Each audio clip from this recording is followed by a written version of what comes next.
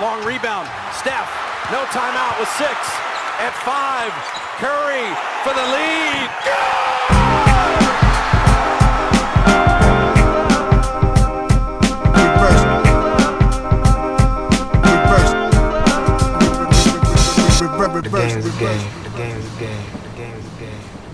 Always.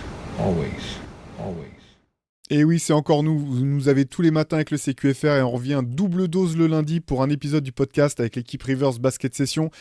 Comme d'habitude, je suis rejoint par mes acolytes. Attention, Shai Rachmanov Mamou et Antoine et Pimi The Badi Pimel, les deux grands winners du week-end. Allez, avant qu'on se lance sur le sujet du jour, j'avais un livre à vous présenter, un livre vraiment hyper original. Ça s'appelle Berk Basket, Entrée dans la légende, et c'est un livre sur la légende du club de Berk. En fait, tout simplement, je ne sais pas si Shai et Antoine, vous êtes plus jeunes que moi, je ne sais pas si vous avez déjà entendu parler de cette équipe, parce que même pour moi, en fait, c'était bien avant mon heure. En gros, le club de Berk, ça a été une petite étoile filante dans le championnat français. Ils ont gagné 2 titres en 73 et en 74, si je ne me trompe pas. Ils ont joué 2 demi-finales de Coupe d'Europe des clubs champions, donc l'équivalent de l'Euroleague de l'époque. Donc voilà, ce petit club du Nord qui a fait sensation pendant quelques années avant de descendre et de disparaître. Voilà, ce livre a été écrit par Corinne Collier et je l'ai trouvé vraiment magnifique. Dans la mise en page, il y a énormément de coupures de presse, comme vous pourrez le voir, parce qu'en fait, elle a pu récupérer toutes les coupures de presse qu'avaient fait ses grands-parents, parce que Corinne Collier est fille d'un des joueurs de Berk. Voilà, une équipe qui a vu des joueurs comme Jean Gall, je retrouve plus les noms, bien sûr, Yves-Marie Vérov, voilà, d'autres joueurs qui ensuite ont fait le bonheur du championnat de France des années 70. C'est un livre vraiment très original que je trouve magnifique. Voilà, si vous voulez en savoir plus sur cette histoire un peu hors du commun, on vous met le lien en description. Ça s'appelle Berk Basket, Entrée dans la légende. Voilà, je sais, il est peut-être un petit peu tard encore pour les cadeaux de Noël, mais des fois on a un peu d'argent de poche. Après, c'est cool de se faire un petit plaisir. Donc voilà, je vous conseille ce livre-là. Shai et Antoine, comment ça va tous les deux? Oh bah après les flu games d'Antoine la semaine dernière, c'est moi qui suis en mode flu game aujourd'hui, mais écoute, on fait aller, ça va le faire pour le podcast d'aujourd'hui. Je pense que s'il y a un contrôle antidopage sur la team, là, sur le mois de décembre, il n'y a personne qui ressort propre, hein, parce qu'avec tous les maladies, les trucs qu'on a chopés, pour lesquels on a dû se doper pour tenir ce rythme de fou. On vous remercie d'ailleurs de nous suivre, hein. Certains, d'ailleurs, vous saluez les efforts au quotidien qu'on fait dans la durée. C'est avec plaisir, vraiment, c'est avec plaisir, amour, mais c'est vrai que des fois, ça nécessite, pour se lever le matin, faut appeler une grue, faut appeler des voisins pour te sortir du lit, pour voir si Antoine Pimel est bien apte à parler, si Shai Mamou a pas perdu sa cheville dans la bataille, bref. C'est physique le travail de journaliste sportif, hein, on se rend pas compte. C'est clair. Ceci étant dit, sans transition, comme je dirais si je travaillais à la télé, je vous propose qu'on parte sur le sujet d'aujourd'hui. Il y a eu deux fins de match hyper clutch ce week-end qui sont terminés par des paniers au buzzer ou juste avant le buzzer de Shai Gilgeous-Alexander d'un côté et Jimmy Butler de l'autre. Et on s'est posé la question de savoir qui étaient les joueurs les plus clutch en NBA cette saison. Donc on a décidé de partir et d'essayer de déterminer un top 15 des 15 joueurs les plus clutch. Voilà comment on a déterminé un petit peu notre classement. La question, c'est à quel joueur est-ce qu'on donnerait la balle pour gérer la dernière possession d'un match. Donc ça ne veut pas forcément dire pour prendre le tir nécessairement, c'est simplement à qui on donne la balle si on a la dernière possession et qu'on veut remporter le match. Pour le fonctionnement, on va faire un petit peu comme on l'a fait par le passé, c'est-à-dire à tour de rôle, on va faire 5 tours de draft, en gros, où chacun, à tour de rôle, on va donner un joueur. Voilà, le joueur sera retiré du pool de joueurs disponibles et puis on va essayer de déterminer comme ça le top 15 des mecs les plus clutch. Vous, vous étiez chaud sur ce sujet ou vous avez dit Théo, il est relou avec ses idées de dernière minute pour les podcasts du lundi? Allez, soyez honnête, on est juste entre nous là. Moi, j'ai tout fait à l'instinct. Pas de stats, que de l'instinct. Franchement, les deux, je me suis dit Théo, il est relou, mais en fait, je suis grave chaud. Ok, bon, parfait. Allez, c'est parfait. Là, je sais plus comment on avait fait la dernière fois. On était parti du plus jeune, c'est ça? C'est comme ça qu'on avait fait la dernière fois? C'est moi qui avais commencé, ouais. Je dis qu'on devrait partir du plus vieux, du coup. Hein. Mais bon. Bah allez, sinon, Non, j'allais dire on part du plus barbu, mais en fait on a tous les trois des barbes de mecs fatigués, donc ça marche pas du tout. Allez, je prends ce que tu me proposes, Charlie. Je prends le premier tour, on fait du plus vieux au plus jeune, histoire de changer un petit peu. Moi, j'ai pas du tout été original. Je me suis posé la question de savoir qui je considérais comme étant le meilleur joueur du monde actuellement. Je me suis dit, c'est à lui que je donne la balle. Donc moi, je donne la balle à Nikola Jokic. Un pivot, donc étonnant, je pense, comme choix, parce que c'est pas forcément à ce poste-là qu'on donne la balle en premier.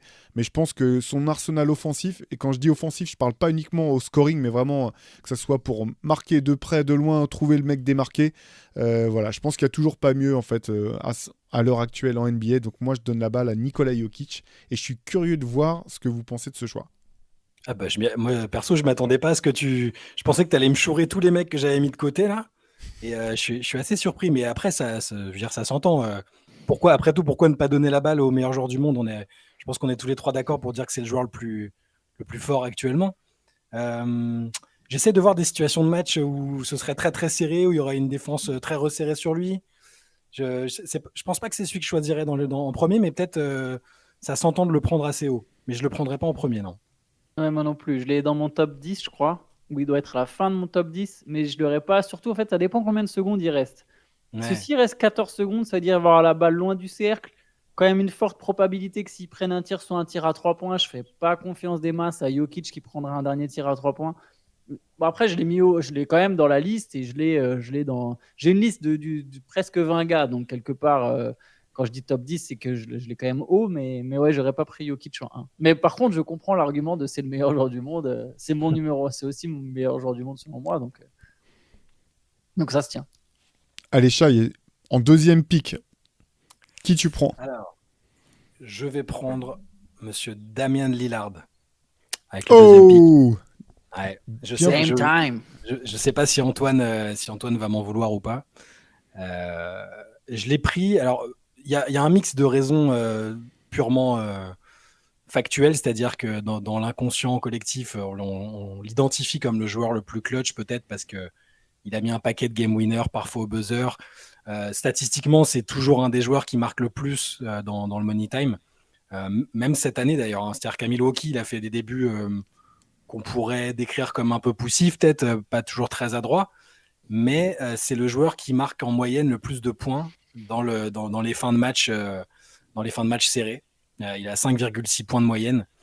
Et puis c'est un état d'esprit en fait. J'ai toujours adoré son état d'esprit dans les fins de match. Je considère que c'est le joueur qui a peut-être le plus l'instinct de tueur aujourd'hui en NBA. Est-ce qu'il l'a autant que vraiment dans son prime avec Portland? Je pense que ça on le verra en playoff avec Milwaukee. Mais je repense souvent à ce qu'il avait dit. Je ne sais pas si vous vous souvenez de ce passage où il était encore sur le terrain à la fin d'un match et il y avait Shaq, Candace Parker et tout qui lui posait des questions et je pense que c'est une des des interviews d'après-match les plus belles que j'ai jamais vues. Il lui demandait comment tu fais pour être aussi fort dans le Money Time. Alors j'avais noté ça de côté, je vous lis ça si vous me laissez 2 secondes. Il disait je ne dirais pas vraiment que le jeu ralentit, mais une fois que le moment arrive, la plupart des gens deviennent tendus. Je ne dirais pas qu'ils sont nerveux, mais ils sont plus tendus et ne veulent pas commettre d'erreur ou manquer un tir. C'est dans ces moments-là que moi, je suis plus agressif. Je recherche ces ouvertures, je veux les exploiter. Au lieu de faire un pas en arrière, je fais un pas en avant, puis un autre, pour m'imposer plutôt que de jouer la sécurité ou de penser à ce qui pourrait mal se passer. Pour moi, c'est totalement la mentalité du mec clutch. Les secondes s'égrènent et lui, il s'en fout totalement et il va faire exactement ce qu'il vient de décrire. Et alors là, on parle de clutch en 2023-2024. Je pense qu'il l'est encore. Je pense qu'il l'est encore parce qu'il le montre sur un échantillon relativement maigre pour l'instant avec les Bucks, mais je pense qu'on le verra encore en playoff, en fait. Moi, je l'avais en 2. En 2 de mon classement. Bah oui, après, failli le mettre en 1 d'ailleurs. J'y ai pensé. C'est un des premiers noms. C'est peut-être le premier nom qui m'était venu en tête. Je suis d'accord avec ce que tu as dit. Je vais définir du coup le clutch time que tu as décrit. C'est les matchs où il reste 5 minutes ou moins avec 5 points d'écart ou moins. Et là, effectivement, dans ces moments-là, c'est toujours Lillard qui marque le plus en NBA en points de moyenne dans ces situations-là. Mais oui, je suis d'accord. Je pense que... Allez, j'ai juste mis un joueur devant lui qui me semblait plus fort que lui, mais sur le clutch, rien à rajouter. Tu nous as teasé là, du coup, on veut savoir qui tu as mis du coup devant, là, parce que j'imagine que ça va être ton pick. Bah ouais, un joueur qui ressemble fortement à Damian Lillard, ou plutôt Damian Lillard lui ressemble dans le style, mais j'ai choisi Stephen Curry en fait. C'est un mec à qui, pour moi, si tu as une possession à jouer, il y a un tir à prendre. Déjà, je pense que lui, il va pouvoir le prendre de n'importe quel endroit du terrain. Son côté clutch, il l'a déjà prouvé plus d'une fois. Et puis, il a cette capacité aussi à aller au cercle. Je pense que c'est pas un truc qui est toujours souligné chez lui, mais en fait, il est fort pour aller au cercle. Il y a même des paniers clutch qu'il a inscrits récemment en allant au cercle. Plutôt quand tout le monde s'attend justement à ce qu'il tire à 3 points, il en profite pour accélérer. Je pense qu'il y a un petit moment d'hésitation. La défense se rapproche de lui en se disant qu'il va shooter. Et boum, lui, c'est le moment où il en profite pour accélérer. J'ai l'impression qu'il est lui aussi assez détaché du moment. Il est capable de... Je pense qu'il est plus relax que jamais en plus par rapport à 2016, par exemple, qui a été une finale très serrée avec plein de moments très serrés. J'ai l'impression que là, aujourd'hui, le Curry d'aujourd'hui, il a plus rien à prouver, il a tout gagné. Du coup, ça lui donne une espèce de sécurité, je sais pas, un matelas en plus, quoi, d'être détaché du résultat et de pouvoir juste faire ce qu'il a à faire. Et voilà, s'il y a une possession, je préfère que ce soit lui qui ait la balle. Alors, tu vois, comme toi, je comprends Théo l'idée de choisir les meilleurs joueurs du monde. Moi aussi, j'ai été fortement influencé par ça. Je trouve que lui, en plus d'être dans le top 3, top 4 des meilleurs joueurs du monde, voilà, il a cette facilité à dégainer de n'importe où. Je lui donne la balle tous les jours. Il était dans mon top 3 aussi. Mais en fait, j'adore ce que tu dis sur ses attaques de cercle, parce que j'ai le sentiment même que c'est l'un des aspects de son jeu qui est quasiment jamais mis en avant et sur lequel il a énormément progressé sur la deuxième partie de sa carrière, entre guillemets. Et moi, j'ai en mémoire encore la finale contre Boston, où il a été énorme en fait dans les finitions au cercle, où on l'attendait sur le shoot, bien entendu, et au bout du compte, il a fait un récital technique de finition au cercle avec voilà, en prise de contact ou en évitant le contact. Il a une palette qui est folle en fait. Et c'est vrai que quand on parle de Stephen Curry, on parle de meilleur, voilà, probablement le meilleur shooter de tous les temps.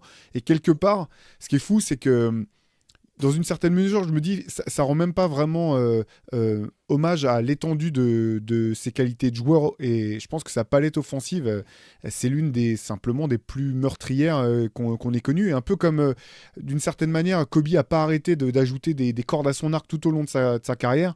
J'ai le sentiment que Stephen Curry, c'est un petit peu la même, en fait. Et notamment sur les finitions, les attaques de cercle. On avait parlé un petit peu de sa remise en forme physique, la manière dont il avait repris, il avait bossé vraiment pour être plus fort. Et ça avait payé fois 1000, quoi. Et c'est vrai que c'était une des raisons pour lesquelles je l'avais mis aussi très haut dans mon classement, c'était justement cette alternance et le fait que si tu l'attendais uniquement sur le tir, il pouvait te sanctionner d'une autre manière. Ouais, c'est le joueur que j'avais en numéro 2, de toute façon, c'est logique. J'avais noté que depuis 2014, c'est le joueur qui a mis le plus de paniers dans le clutch time, cette fenêtre dont tu parlais, Antoine, là, que tu avais précisé, devant LeBron, devant d'autres qui sont de la même génération que lui. Donc, il a un peu ça en lui. Après, entre le clutch time et le dernier ballon, c'est pas forcément toujours les mêmes joueurs qui sont en tête des classements. Mais bon, souvent quand même. Enfin, il y a aussi que dans les sondages de début de saison qui sont faits par ESPN et compagnie, il y a toujours la question à qui est-ce que vous donneriez le ballon sur la dernière possession. Et là, cette année, il y avait encore 40% des joueurs qui disaient Steph Curry. Donc les joueurs eux-mêmes pensent que Steph Curry est le joueur auquel il faut le plus donner le ballon. Donc je pense que ça fait sens. Allez, j'enchaîne puisque c'est mon tour premier, donc premier du deuxième tour de notre draft des mecs les plus clutch. Moi, j'ai choisi Luka Doncic. Un peu le même mode de réflexion que j'avais pour Jokic, c'est-à-dire que je pense que il peut sanctionner par le scoring ou par la passe ou même en allant sur la ligne des lancers francs. Un match, ça se gagne aussi comme ça. Je pense que sa palette technique offensive, elle est tellement comment dire, diversifiée que moi je fais vraiment confiance pour faire le bon choix et ou mettre le bon tir à la dernière seconde. Voilà, je pense que c'est pas une surprise qu'il soit haut dans le classement. Encore une fois, quand tu es parmi les meilleurs joueurs du monde, comme tu disais Antoine, tu es forcément parmi ceux à qui tu es le plus tenté de donner la balle. Mais moi, j'avais choisi Jokic. Doncic, pardon. Je l'avais en 3, moi, donc c'est marrant. Je l'avais en 3 et je me dis que ce sera un jour le numéro 1, en fait. Parce que je pense que tout est... Enfin, moi, j'arrive à imaginer très bien. Là, j'ai l'impression qu'on est un peu sur une période de transition pour qui sont les visages de la Ligue. On arrive à la fin de l'ère Curry, à la fin de l'ère LeBron, à la fin de l'ère Kevin Durant. Et je pense que Luka Doncic, c'est celui qui est le plus amené parmi les jeunes superstars actuels à devenir le meilleur joueur du monde à un moment. Donc, je pense qu'à un moment, il y aura beaucoup de monde qui répondra à Doncic à cette question, à qui on veut. Mais il contrôle tellement bien le jeu, les possessions. Tu sais qu'il va pas faire de la merde, quoi. Il peut rater le tir, mais tu sais qu'il va réussir à avoir la balle. Il est fort physiquement, il est grand, il sait shooter. Il a un arsenal de feintes. Il peut te jouer un pick and... Tu vois, il reste 15 secondes, il pose un pick and roll, il peut tout faire, step back three, il peut aller au cercle, provoquer une faute comme tu as dit, rentrer puis servir quelqu'un qui serait dans le corner. Enfin bon, voilà, il a toute la panoplie complète, je pense, de l'attaquant. Et puis du coup sur une dernière possession. Puis il a un petit côté aussi, il aime ça. Il aime les moments clutch, il aime ce genre de truc. Donc il va aller chercher, il va vouloir prendre ce tir. Et je pense qu'il faut déjà avoir la volonté. Si tu te caches dans ces moments-là, si tu es un peu hésitant, forcément c'est plus compliqué déjà. Quand il commence à sourire, tu sais que c'est pas bon. Hein. Sur les fins de match, il a 2-3 game winners comme ça par saison où tu sens qu'il n'est pas énervé, qu'il n'a pas envie de maudire la famille de l'arbitre sur 10 générations. tu sens que c'est plutôt... Voilà. Moi aussi, je l'avais évidemment assez haut. Alors, je sais pas pourquoi je l'ai pas mis tout en haut, parce que sur la panoplie, l'arsenal, tout ça, il a tout. Il est capable d'aller chercher une faute, de tirer de n'importe où. D'ailleurs, il est presque plus adroit dans le clutch time à 3 points que le reste du temps. Enfin, qu'en règle générale, bon, cette année, il est quand même bien chaud, mais oui, choix logique. Je note que Théo se fait pour l'instant une équipe 100% ex-Yougoslavie. Voilà. Ouais, j'ai Vlade Divac au prochain tour. Opija Stojakovic. En attendant Jimmy Butler peut-être un jour.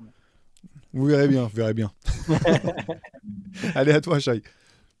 Bon, alors du coup, je réfléchis par rapport à ceux que j'ai notés. Je pense quand même que je vais pas faire un choix de marginal tout de suite quand même, ce serait abusé.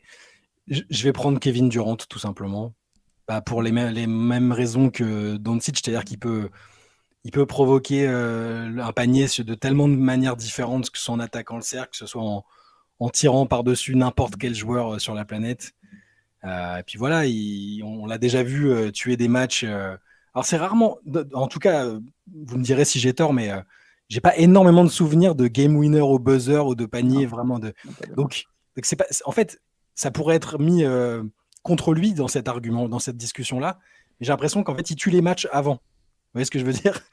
Souvent, il reste 2 minutes et là, prenez le match, on enregistre là la veille, Phoenix a battu Washington de manière un peu poussive. Il a mis un dunk et un panier à 3 points avant la dernière minute ou autour de la dernière minute. Mais c'est clutch, mais c'est pas game winner ou c'est pas au buzzer. Mais ça j'ai l'impression qu'il le fait tout le temps en fait.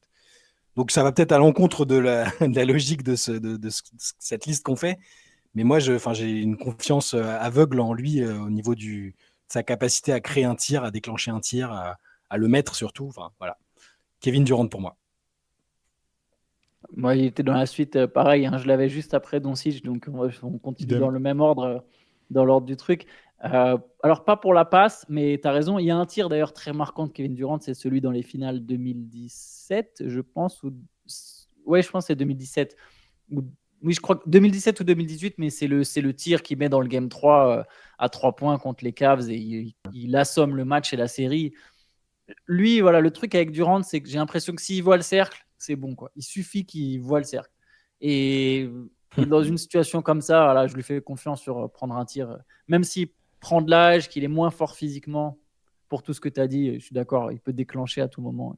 Ouais, c'est ça, c'est ce truc où de toute façon, tu peux rien faire en fait. Tu peux juste espérer qu'il va rater et essayer de lui compliquer la vie au maximum, mais en fait, il va pouvoir tirer.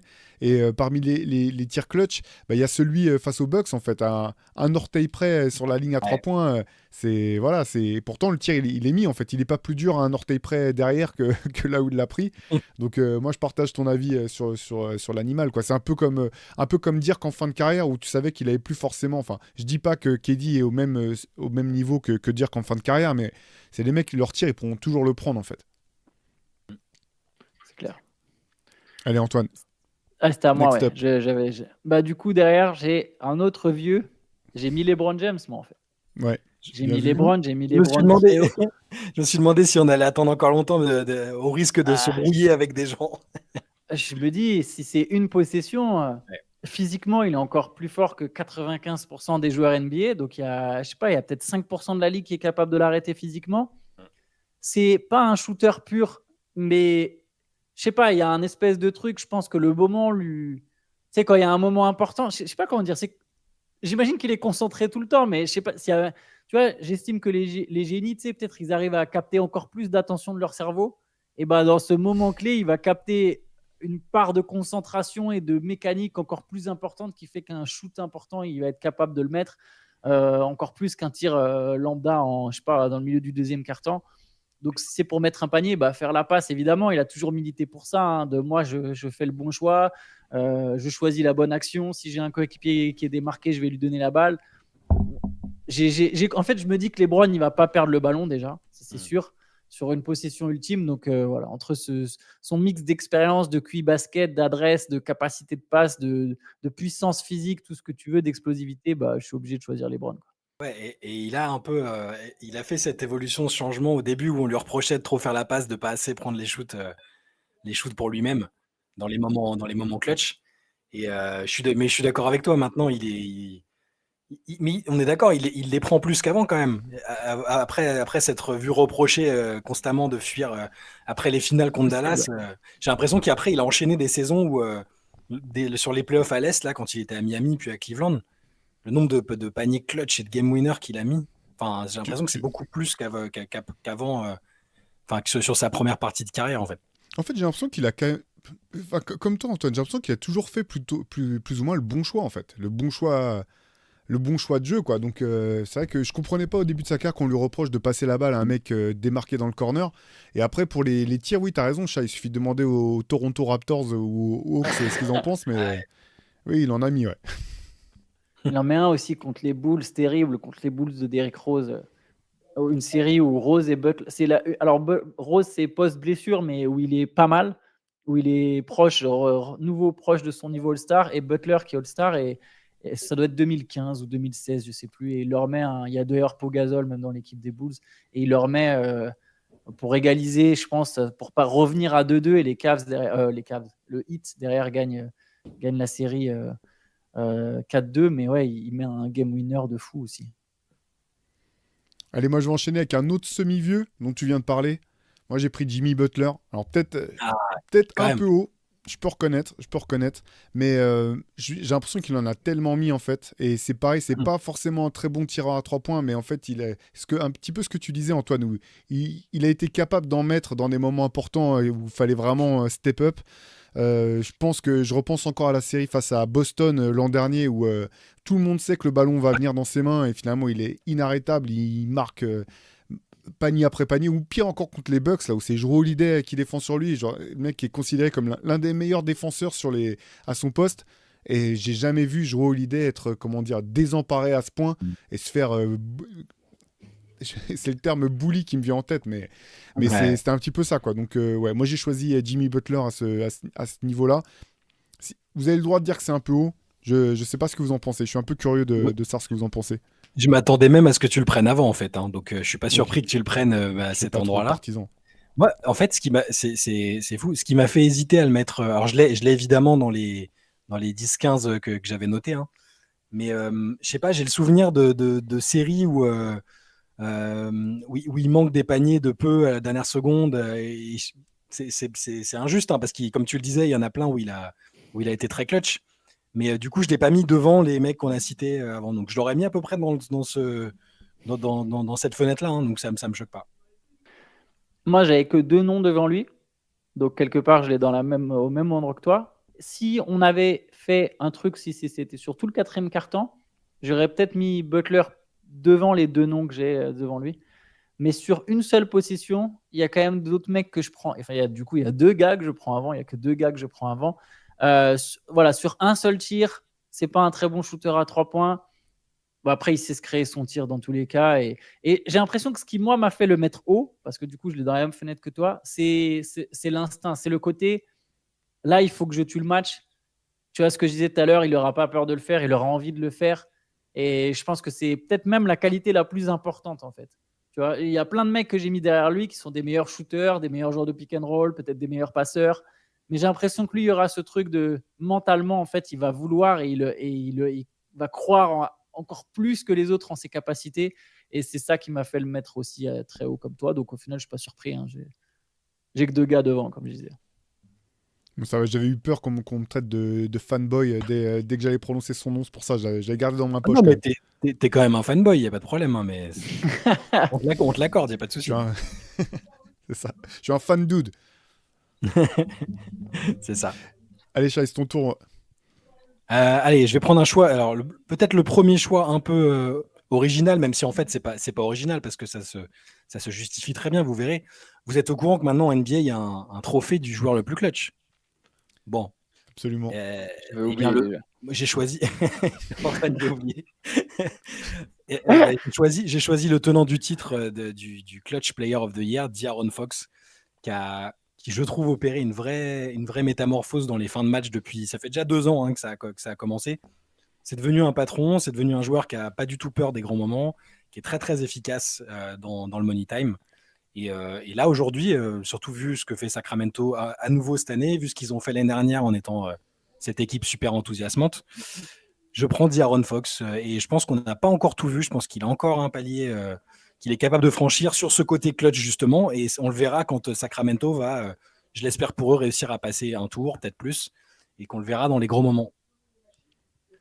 Je l'avais aussi dans ma liste, plus loin. Comme Butler, je l'aurais mis plus haut si on avait pris tout le money time. Si c'est qu'une possession, après, je suis d'accord avec tout ce que tu as dit. Hein, je l'ai aussi dans ma liste. Hein, je l'ai un peu plus loin, du coup, mais je trouve qu'avec sa vitesse, il peut faire tellement de différence. Juste sur une possession, j'ai l'impression qu'il y a encore plus de pression et qu'il faut une capacité de shot maker encore plus grande. Mais je comprends la sélection de Fox, en fait. Moi aussi, c'est un nom qui m'est venu vite en tête. Ça, paradoxalement, ça m'est venu vite en tête. Et après, par contre, je l'ai reculé. Enfin, j'ai fait passer des mecs devant lui. Mais c'est un nom qui m'était venu vite en tête aussi, De'Aaron Fox. Ouais, moi, je l'avais à peu près un tout petit peu plus bas que toi, Shai, mais il était aussi dans ma liste assez haut, quoi. Très bien, ça va. Ça me rassure. Du coup, c'est à moi. C'est ça. Allez, celui-là aussi va être. Je sais qu'aucun d'entre vous l'aura aussi haut. Moi, j'ai pris Kawhi Leonard. Et là, c'est l'inverse de ceux que. C'était mon choix suivant. Ah bah ok, donc ça va. Ok, je pensais que Kawhi serait, qu'il n'y aurait pas beaucoup d'amour pour Kawhi. On s'entend bien, on devrait travailler ensemble. Ça Ouais, je trouve que Kawhi, effectivement, on a une bonne collection, là-dessus. C'est marrant. Tu sais quoi, je pensais vraiment que tu l'aurais pas. Et Théo, enfin que tu l'aurais pas. Vous l'auriez beaucoup plus loin. Ouais. Théo, je sais même pas si tu l'as dans ta liste. Si, je l'avais. Au bout du compte, non, parce que on en avait parlé un petit peu hors antenne. Avant, on s'était pas donné nos listes, hein. Mais j'avais failli l'oublier. Et en fait, je l'ai remis assez haut. Et là, tu le prends à peine, quasiment au niveau où je l'avais placé. Genre un spot plus haut, je crois, que dans ma liste à moi. Donc. Je pense que c'est un mec que j'aurais pu mettre derrière Butler et Fox si on avait pris genre en mode mec du money time. Mais j'ai l'impression que sur une possession, pareil, comment tu vas stopper ce gars? Tu es un peu comme LeBron. Alors, il n'a pas la qualité de passe par rapport à LeBron, mais qui va défendre sur Kawhi Leonard en fait? Le principal défaut de Kawhi Leonard, on le sait, c'est sa santé. Mais là, on part du principe qu'il est sur le terrain. Il a un combo taille, puissance, technique qui fait que je ne vois pas beaucoup de mecs l'arrêter. À mi-distance, je vois souvent, on aime bien, surtout, voilà, c'est un joueur jeune, je parle d'un autre joueur qui aime beaucoup Kobe. On aime bien comparer Jason Tatum à Kobe Bryant, mais le mec qui ressemble le plus à Kobe Bryant dans cette ligue en style de jeu, c'est de loin Kawhi Leonard, en fait. Et du coup, par définition, et il y a déjà eu des coachs qui sont allés dans ce sens-là, c'est aussi le joueur qui ressemble le plus à Michael Jordan dans le style de jeu. Il y a des vidéos de comparaison Kawhi et Jordan. Je crois que c'est Doc Rivers, une fois qu'il a dit ça. Il y a Mike Brown aussi. Pour Mike Brown, je suis moins sûr, mais il y a un deuxième coach qui avait dit aussi que Kawhi Leonard, c'était celui qui se rapprochait le plus de Jordan et Kobe. Voilà, il y a une possession, il va, je sais pas, qu'il se soit un post-up ou balle en main, d'une manière ou d'une autre, il peut aller marquer. Et, ouais, je le mets haut. En plus, il revient bien, il a l'air de vraiment monter en puissance là. C'est clair. Après, encore une fois, on en parlait tout à l'heure avant de commencer le podcast. Ce qui me gêne avec Kawhi, c'est qu'il a manqué tellement de moments, en fait, tellement de temps. Les Clippers, c'est tellement le bazar quelque part depuis plusieurs années que j'ai toujours du mal à. En fait, c'est plus le scénario autour. C'est pas le tir c'est pas Kawhi qui marque le tir, en fait, tu vois, que j'ai du mal à imaginer. C'est genre le scénario de match de playoff important où il se retrouve à devoir prendre le tir. C'est plus ça qui m'avait fait le mettre. Finalement. Je partage tout ce que tu dis, Antoine. Dans l'absolu, il devrait même potentiellement être bien plus haut sur la liste que là où on l'a mis. C'est tous les à côté et puis un petit peu l'impression un peu bizarre qui me laisse en bouche en fait sur les dernières années, enfin depuis le titre de Toronto, ça a été dur quand même de s'enflammer autour de ces performances, tellement elles ont vite été stoppées pour une raison ou pour une autre, quoi. Moi, je suis en train de m'enflammer, en fait. C'est pour ça que je comprends le choix d'Antoine. Il me faut pas grand-chose. Et là, les Clippers commencent à gagner des matchs. Kawhi, il n'a pas de problème de santé. Il enchaîne des grosses performances. Et je me dis, on est en train de peut-être revoir le Kawhi des Spurs de Toronto. Et ça, voilà, je pense que c'est un peu la culture de l'instant. Là, c'est ce qui a dicté aussi le fait que je l'ai mis aussi, ou que j'allais le prendre si Antoine le prenait pas. Et faut se souvenir dans le Money Time, mais c'est un animal, le gars, quoi. C'est clair. Je fais un petit récapitulatif de là où on en est pour l'instant. Ouais. Donc dans l'ordre, on a pris Nikola Jokic, Damian Lillard, Stephen Curry, Luka Doncic, Kevin Durant, LeBron James, Jimmy Butler, DeAndre Ouais. pardon. Oh là là. Parce que DeAndre Ayton, ça aurait été chaud. Mais... Ouais, c'est ça, c'est mal, hein, la fatigue, c'est mal. De'Aaron Fox, Kawhi Leonard. Et moi, pour le premier pick du prochain tour, moi j'ai choisi Shai Gilgeous-Alexander, que je trouve en fait totalement insaisissable, qui est on en avait déjà parlé à plusieurs reprises, mais j'adore le fait que, un peu comme Kawhi, en fait, tu prends une photo de lui à n'importe quel moment du match, c'est impossible de savoir ce qui vient de se passer avant, quoi. Tu sais pas s'il a gagné, s'il a perdu, si on lui a cassé la cheville, si c'est son anniversaire, c'est impossible. Il est impassible. Et ben voilà, dans le mid-range, il est devenu terrifiant en fait. Je sais même pas comment tu défends vraiment sur lui, tellement il est facile, vif et performant. Donc ouais, Shai, c'est vraiment, je trouve, un des joueurs, je pense, qui doivent terroriser le plus le défenseur dans les dernières secondes, parce que tu sais pas par où ça va partir, quoi. Il a la poker face, c'est ça. Pour moi, c'est quasiment ça. Alors, sa qualité principale, c'est ce sang-froid de la première à la dernière minute. Et ça va avec son leadership aussi. Il est hyper calme, tu vois. Il dit 2-3 mots par-ci par-là et tout le monde embraye. Et lui aussi, c'est-à-dire que c'est la même logique que pour De'Aaron Fox. Je pense que au fur et à mesure qu'OKC va commencer à gagner des matchs et des séries de playoffs, on va le voir dans des contextes où ces éventuels game winners ou buzzer beaters vont être plus impactants et vont permettre de le considérer encore plus comme un joueur clutch, je pense. Moi, je l'ai mis dans la même range, alors pas exactement la même place, mais quasiment, hein. Et du coup, je comprends, je valide tout ce que vous avez dit. Le truc le plus marquant, enfin non, il y en a deux. Il y a son calme dont tu parlais, Théo. Ça, c'est impressionnant. Le mec panique jamais. Ça a marqué carrément à la Coupe du Monde à quel point le gars était jamais. T'as l'impression qu'il est jamais dans une situation désagréable. Voilà, qui garde un espèce de recul sur le truc. Il y a ça, il y a son efficacité.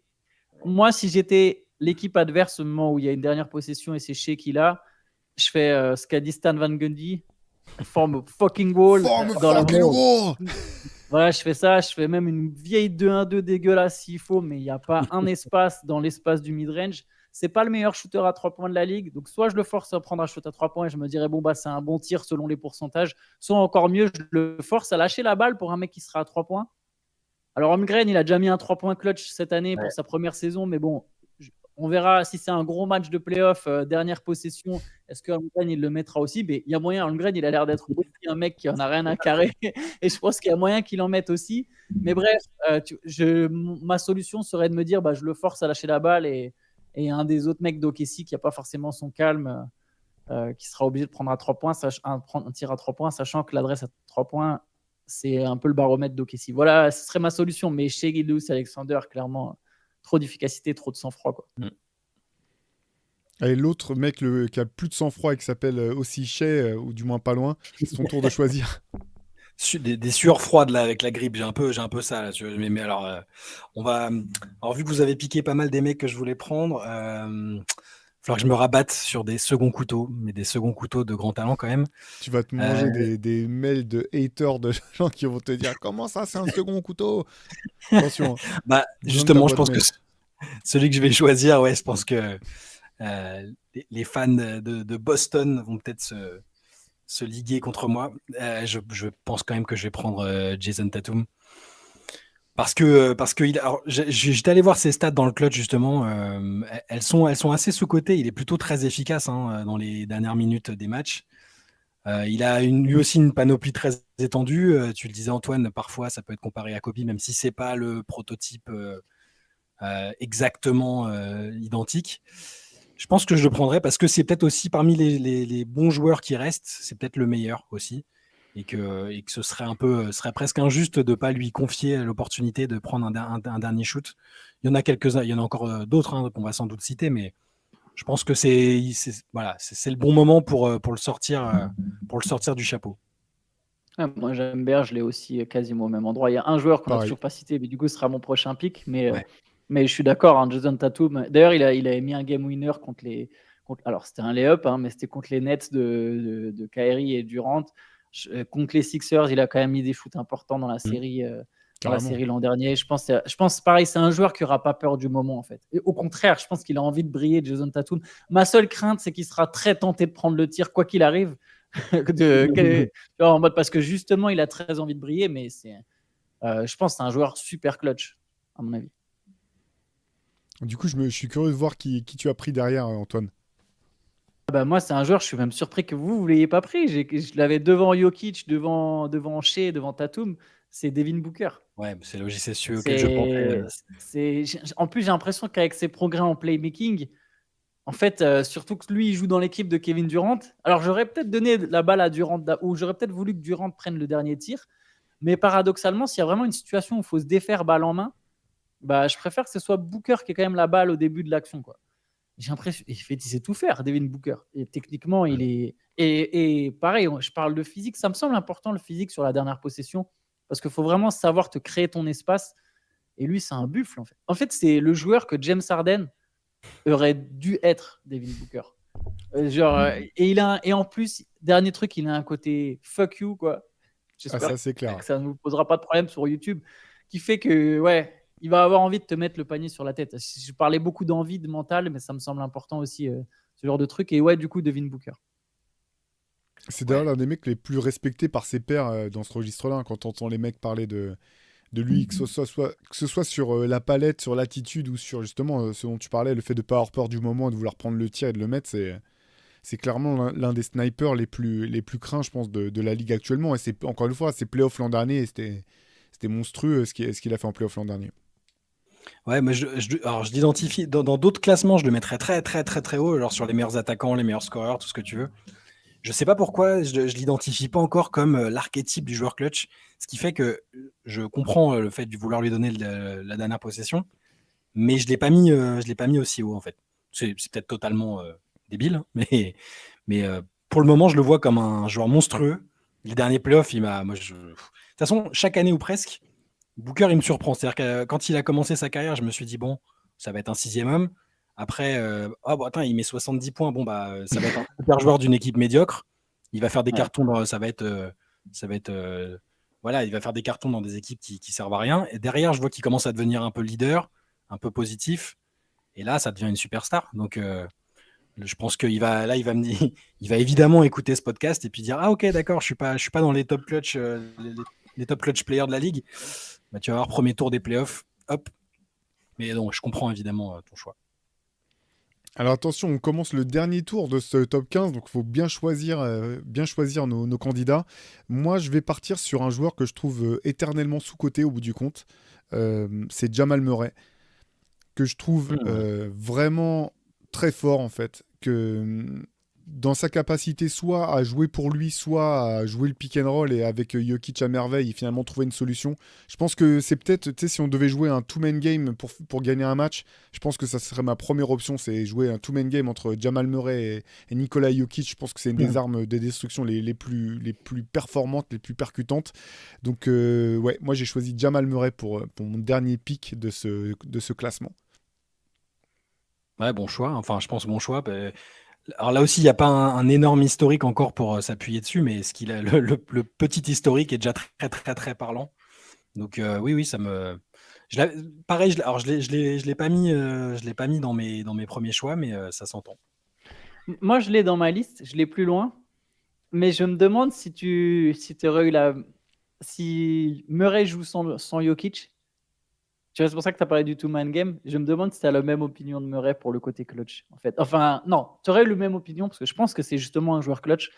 C'est pour ça que je l'ai dans ma liste. Je pense que c'est un joueur clutch, je pense que c'est un joueur qui n'a pas peur. Je pense que c'est un attaquant incroyable, balle en main, capable de créer son tir dans n'importe quelle situation.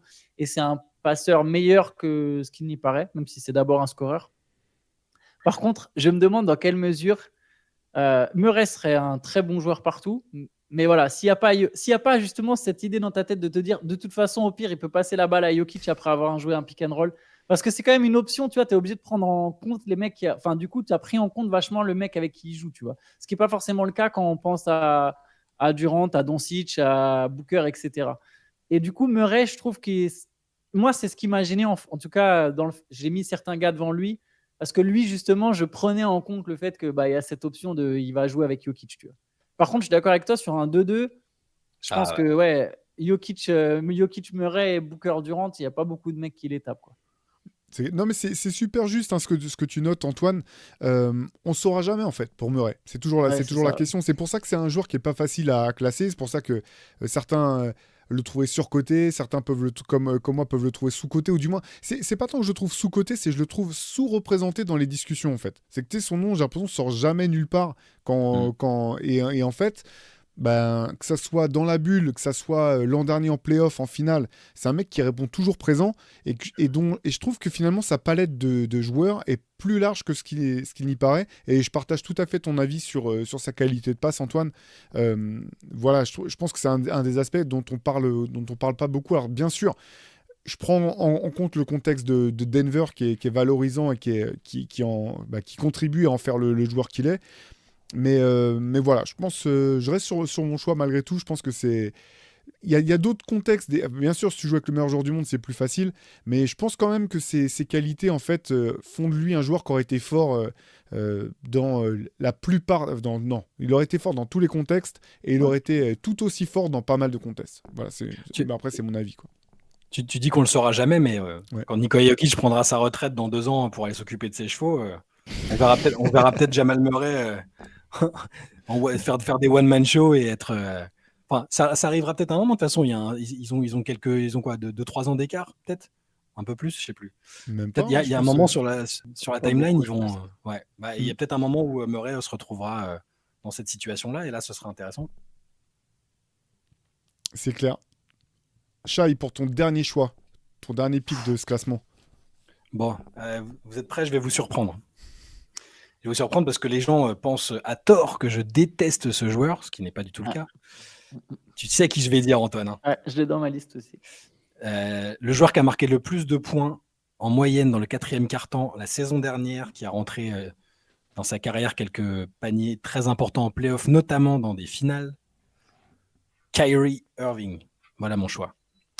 Alors, le Kyrie d'aujourd'hui est un peu blessé, donc il n'est pas disponible, mais le Kyrie que je vois avec Dallas depuis le début de la saison avant sa blessure, et le Kyrie historique avant l'espèce de trou noir autour du Covid et un peu après, c'est un joueur merveilleux et qui a beaucoup de sang-froid dans le 4e quart-temps.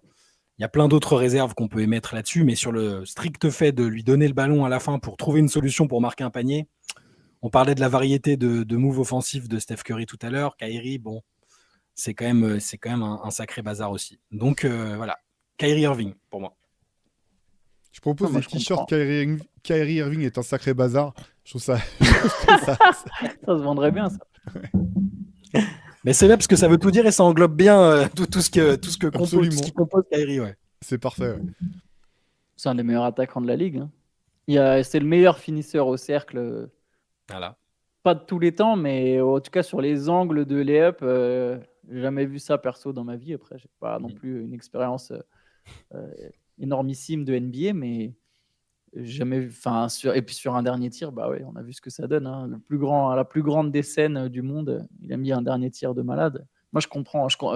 Il était normal, il c'était plus loin, mais après, ça se comprend tout à fait. Si vous me demandez si je suis GM, est-ce que je le prends dans une équipe? Ma réponse n'est pas la même, on est d'accord. Hein.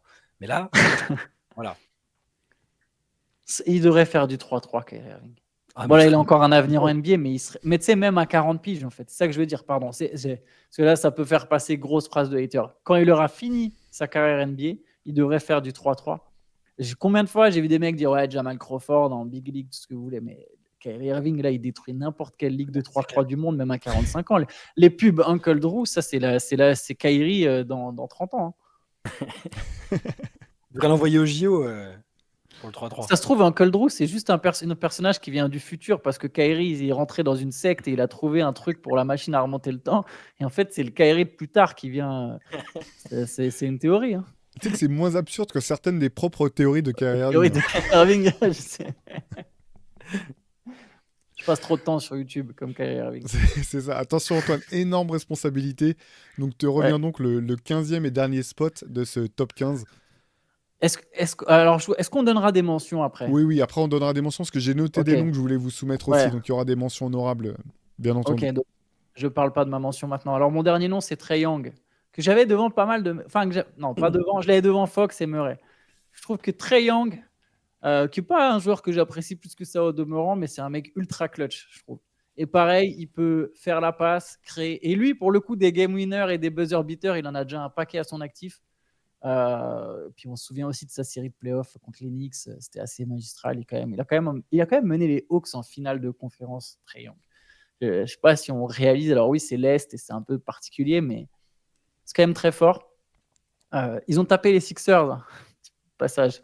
On s'en souvient de la série. Ben Simmons s'en souvient très bien aussi. Ouais. Ben Simmons s'en souvient très bien. Doc Rivers et Joel Embiid aussi. Mais ouais, Trae Young, voilà, passeur, shooter, driver, flotteur. Je le vois pas aller jusqu'au cercle, mais le petit flotteur de Trae Young en tête de raquette là, s'il faut juste 2 points, je le prends tous les jours. Quoi. Meilleur tireur de flotteur depuis Tony Parker. Je pense que Stephen Curry voudrait avoir 2 mots avec toi, Antoine, après l'émission. J'ai pensé aussi au moment où j'ai dit flotteur. Je me suis dit, bon, il y a Steph aussi quand même. Non, mais il y a débat. Faut juste que ce soit pas contre le Heat, quoi. Faut juste que ce soit pas contre Miami, qu'il avait littéralement détruit, tel point qu'on se demandait s'il allait rebondir. Et il a rebondi de belle manière, mais ouais. Et je l'avais dans ma liste aussi, Trae Young. Tu l'avais, toi, Shai, aussi dans ta liste ou il n'est pas fait cut ? Si, je l'avais aussi. C'était borderline. J'ai voulu surprendre avec Kyrie, j'aurais pu mettre Trae Young sur mon dernier choix aussi. Je fais un petit récapitulatif, on va vous mettre tout ça de toute façon à l'écran pour que vous ayez ça sous les yeux. Donc ça nous donne donc ce top 15-là. Nikola Jokic, Damian Lillard, Stephen Curry, Luka Doncic, Kevin Durant, LeBron James, Jimmy Butler, De'Aaron Fox, Kawhi Leonard, Shai Gilgeous-Alexander, Jason Tatum, Devin Booker, Jamal Murray, Kyrie Irving et Trae Young. En réécoutant ce classement et ces noms, est-ce qu'il y en a qui vous semblent étonnamment haut ou bas ? Alors j'imagine que pour tous les deux, Nikola Jokic vous semble bien trop haut, ce qui est logique, mais à part ça, est-ce qu'il y en a d'autres qui vous semblent étonnants ? Non, ça me semble très bien. Non, il y a que Jokic, ouais. Pareil, Jokic, je l'aurais pas mis aussi haut, mais sinon le reste, ouais. Pas mal du tout. Alors, c'est cohérent. Avant qu'on parte dans les mentions spéciales, il y a un mec qui n'a pas du tout été mentionné par aucun d'entre nous, c'est le MVP en titre. Bah oui. Joel Embiid. Dans ma liste. Bah ouais. Bah ouais, parce que c'est pareil que pour Jokic, c'est des joueurs ultra dominants, mais je l'envisage pas comme un mec, comme un tueur sur la dernière possession, et même sur les fins de match, forcément, je le vois pas. Souvent, il a fait la différence avant aussi. Enfin, je sais pas. Vous l'aviez dans une liste élargie, Embiid ? Moi je l'avais dans la liste élargie, ouais. Ok. Ouais. Mais par contre, la différence avec Jokic, je pense, c'est que comme on en parlait un petit peu la semaine dernière, Joel Embiid est plus à mon sens, comme on en parlait, je crois, dans le ce à quoi il faut répondre de samedi, c'est quand même plus un pivot traditionnel, entre guillemets, même si bien sûr, voilà, il peut s'écarter, que Nikola Jokic, dans le sens où c'est jamais lui qui initie l'attaque, en fait. Et que la difficulté, je pense, avec Embiid pour qu'il soit clutch, c'est que tu peux mettre un certain nombre de tampons entre lui et le moment où il recevra le ballon qui peuvent vraiment réduire en fait sa palette de possibilités au moment où il touche la balle, s'il arrive à toucher la balle. Mais moi, c'est exactement ça. C'est pour ça que je l'ai mis loin, parce que Embiid, au partir du moment où il a le ballon, bien sûr qu'il va pouvoir mettre un panier assassin, mais il aura besoin de quelqu'un pour lui passer la balle. Et je pense que c'est même d'ailleurs la différence avec Jokic. Jokic, il peut, comme tu as dit, initier l'attaque. Embiid, il va être dépendant de quelqu'un d'autre, d'un joueur, surtout si on parle de, 9 secondes où tu fais ta remise en jeu milieu de terrain, alors qu'il y a un joueur qui réceptionne la balle, qui arrive à lui faire une bonne passe, soit d'entrer dans la raquette ou tu vois quelque chose. Il ne peut pas partir de loin, Embiid. Donc moi, c'est ça qui m'a fait le mettre plus bas. Mais après, oui, c'est un des meilleurs joueurs du monde et c'est un attaquant. Une fois qu'il a le ballon, c'est autre chose, quoi. Je vous en donne un autre qui pour moi, j'ai vraiment hésité. Il était même dans ma liste. Il était au coude à coude avec Trae Young dans ma liste. C'est Jalen Brunson des Knicks. Je l'ai aussi. Ouais, pareil. En mention, je l'avais, ouais. Pour le caractère, moi. Le caractère. Et puis il a quand même ce côté à la fois, malgré sa petite taille, c'est bizarre, il est à la fois hyper vif et en même temps, il est tellement tanké qu'il a une capacité à absorber les contacts sur des tirs durs, comme il l'a montré à plusieurs reprises, hein, que je trouve vraiment, voilà, je trouve ça, si je dois le décrire, je dirais c'est un caillou en fait. C'est une espèce de caillou, tu peux. Un roc. Voilà, tu jetais à pleine vitesse, qu'il n'est pas impressionnant sur le volume, mais dans la dureté et l'impact, je trouve très fort. Et voilà, j'aime bien son attitude. Comme tu le disais, Antoine, ce qu'il a montré à Dallas, ce qu'il a montré au Knicks aussi depuis, moi je le trouve vraiment dangereux dans ce type de scénario. Il était déjà comme ça à Villanova, hein. Il était déjà imperturbable, il aimait bien les fins de match. Il aurait tout à fait pu être sur l'un des pics précédents. Est-ce que vous en avez d'autres tous les deux Moi, j'en ai 3, moi, si vous voulez. Vas-y. Ah ouais. 2 All-Star et 1 pas All-Star. Et celui qui n'est pas All-Star, j'ai failli le mettre. Alors, je vais commencer pas forcément dans mon classement, dans l'ordre dans lequel ils étaient dans ma liste. Je vais commencer par All-Star, Donovan Mitchell, que j'ai quand même mis. Je pense que s'il y a un tir à prendre, voilà, quand même. Pareil, j'envoie souvent des pics sur Mitchell, mais ça reste quand même un attaquant assez incroyable. Je te rejoins complètement. Je pense même, et on en parlait dans un podcast avec Pierre Armand là, sur les surcotés, sous-cotés. Pour moi, au bout du compte, il fait presque partie des joueurs sous-cotés maintenant en NBA. Après avoir été surcoté, je pense, à un moment au Jazz, j'ai l'impression que toutes ses performances sont souvent prises avec des pincettes ou avec des guillemets. Mais je te rejoins là-dessus, Antoine. Ouais. Allez, je vous en donne un autre All-Star. C'est plus pour sa capacité à faire la passe. Tyrese Haliburton, c'était le tout dernier de ma liste. Mais dans le sens où je me dis il va peut-être faire le bon choix. Et puis bon, il a quand même prouvé pendant le In-Season Tournament qu'il était capable de mettre des shoots clutch. Carrément. Je l'avais aussi. Je l'avais Tyrese Haliburton, c'est celui que j'aurais cité spontanément. En tout cas, là, le passé récent nous montre qu'il a. De toute façon, en devenant franchise player, en devenant vraiment la première option de l'équipe, il va se retrouver dans ces situations-là aussi. Et on l'a vu j'allais encore dire le play-in, c'est pas possible, dans le In-Season Tournament. Sa qualité de passe sont les shoots, même s'il y a toujours ce shoot pas très académique, mais il fait partie de ces joueurs-là qui sont clutch aussi, à mon avis. Et du coup, je vous en donne le tout dernier, c'était ma wild card. Je pense que c'est un joueur qui va mettre un paquet de game winner dans sa carrière, même si on en parlait justement aussi dans le CQFR de samedi, c'est Cam Thomas. Je pense parce que déjà, en fait, c'est un formidable scoreur. Il va jamais faire la passe, hein. Ce sera pas une passe. C'est juste qu'il va prendre la balle à 9 mètres du cercle et il va se débrouiller, il va faire quelque chose. Et même s'il est un peu petit, je pense pas qu'il ira au cercle, mais il va trouver un moyen de shooter d'une manière ou d'une autre. Et je pense qu'il aura très très envie de prendre ce tir. Donc c'était un peu ma carte, ma wild card. Alors c'est marrant, moi il m'en restait. C'est très bien vu, hein, Cam Thomas. Très très bien vu. Moi, il m'en restait 2 potentiellement. Il y en avait un, c'était un peu pour la provoque, mais tu l'as mentionné tout à l'heure, c'est plus pour l'avenir. C'est Chet Holmgren. Je trouve qu'il a tellement un côté fuck you en lui que moi, je le vois en mettre plusieurs à l'avenir. Alors, c'est pas aujourd'hui et c'est pas à lui que je donnerais la balle dans les dernières secondes, mais à l'avenir, je serais pas étonnant qu'il figure sur cette liste. Et l'autre, vraiment, qui était pareil, j'ai hésité à le faire rentrer dans mon top 15, il était tout juste, c'est DeMar DeRozan. Et je pense qu'il est desservi par le contexte de Chicago. Mais c'est lui aussi un joueur qui a prouvé à plusieurs reprises qu'il était capable. Je crois même que c'est lui. Je sais plus si c'est un record ou pas, mais je crois qu'il a enchaîné 2 matchs ou 3 matchs de suite avec un buzzer beater. L'an dernier, c'était une des performances marquantes de la saison. Même si tu sais que ça va être plutôt sur le shoot que sur la passe, même si on l'a vu faire des belles passes, notamment les semaines dernières. Tu sais que ça ne sera pas à 3 points, mais voilà. Honnêtement. Regardez le jeu d'appui de DeMar DeRozan dans le mid-range, c'est une œuvre d'art en fait. Il maîtrise le footwork à un tel point que ça en fait un joueur dangereux. Après voilà, c'est plus le contexte avec Chicago. Je ne sais pas dans quelle mesure il sera amené à prendre des tirs clutch qui auront de l'importance malheureusement. Mais c'était le dernier que j'avais noté dans ma liste. Moi j'en ai un dernier si vous voulez. Vas-y. En mode wildcard un peu. Ouais. Mais j'ai mis Austin Reeves moi. Dans les mentions. Ah oui. J'avais hésité. Alors, j'ai hésité à le mettre. Ça fait pas longtemps qu'il est là, qu'on le voit vraiment, mais en tout cas sur ce qu'il dégage, il a la tronche du mec qui est capable de rentrer des paniers pour la gagne à la fin. Sur ce qu'on a vu l'année dernière, il est capable de les prendre alors qu'il y a LeBron et Anthony Davis sur le terrain déjà. Rien que ça, je trouve que c'est ça a une preuve de caractère. Est-ce qu'il sera amené à le faire aux Lakers? Je ne sais pas. Ailleurs, peut-être. Mais je pense qu'il est de cette trempe-là, en tout cas. Sur le côté clutch. Sur le reste, je ne sais pas. J'aime beaucoup. Ouais, j'avais hésité à le mettre aussi. Bon, bah, bien vu. Bah, voilà pour nos joueurs les plus clutch. On vous remet le top, notre top 15 à nous. N'hésitez pas à nous dire ce que vous avez pensé de nos choix, si vous les trouvez absurdes ou bien vus, etc. N'hésitez pas surtout si on a oublié des joueurs qui vous semblaient essentiels. Vous nous mettez tout ça en commentaire ou sur les réseaux. On se fera un plaisir de relire ça et de vous répondre. D'ici là, bah, on vous dit comme toujours, restez connectés sur les réseaux, sur la chaîne YouTube ou sur les plateformes de podcast. Vous savez qu'on envoie du lourd tout au long de l'année. Donc on vous dit à très vite. Ciao à tous. Ciao. Ciao, ciao.